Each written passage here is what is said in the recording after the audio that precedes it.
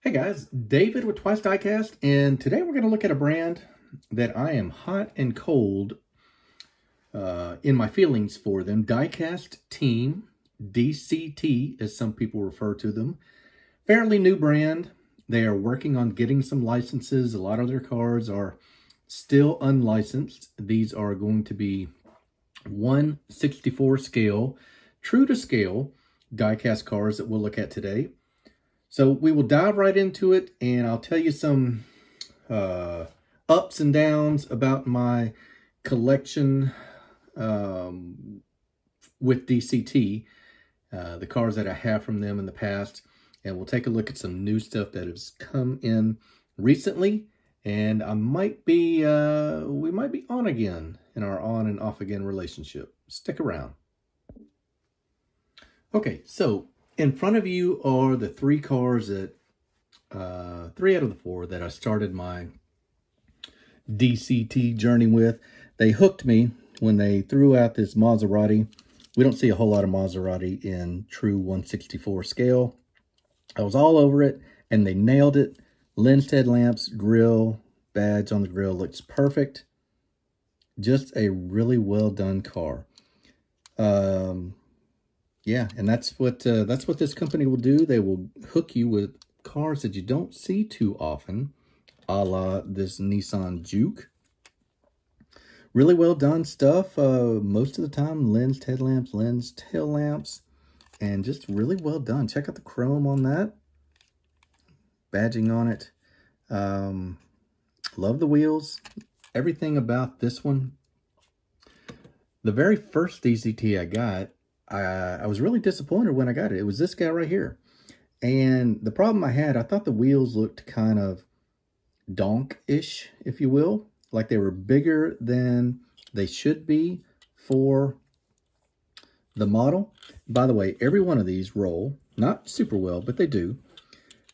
You guys convinced me that the wheels are right and that they looked appropriate. This one has a neat feature, convertible top. Multiple colors on the interior. I have accepted that this vehicle looks right based on you guys' input and have decided to buy a few more, and I've got some in. But before I go, part of the reason I am hot and cold, check out this minivan right here.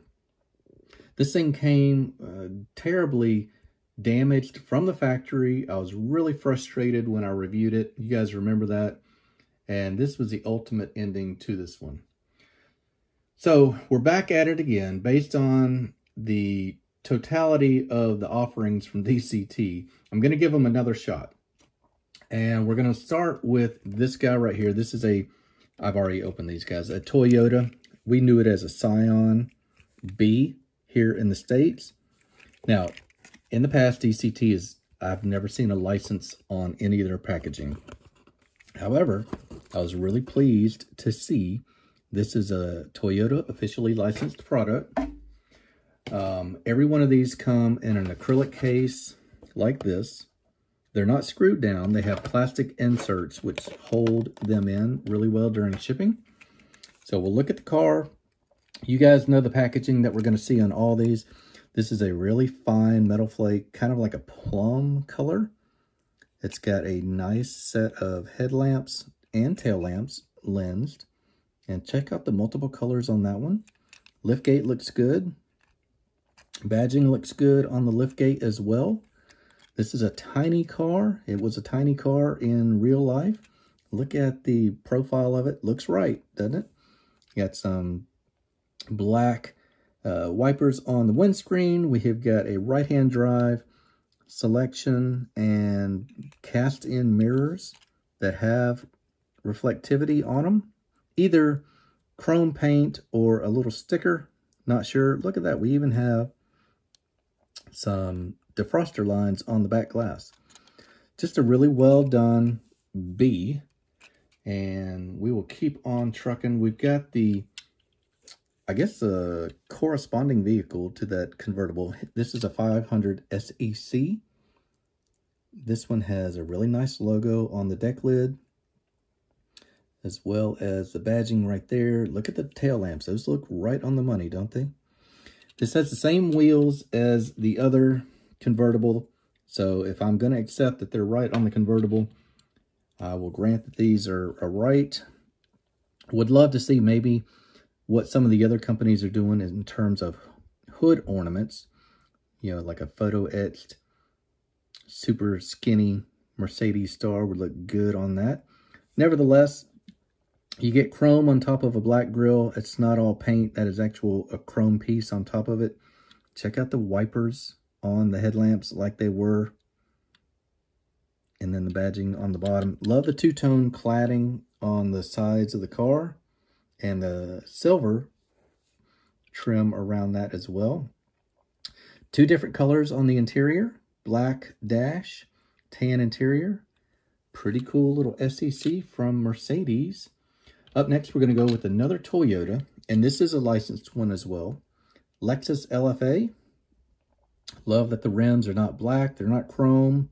Kind of a brushed pewter with a little bit of a, I guess they're shiny, not brushed, but they work.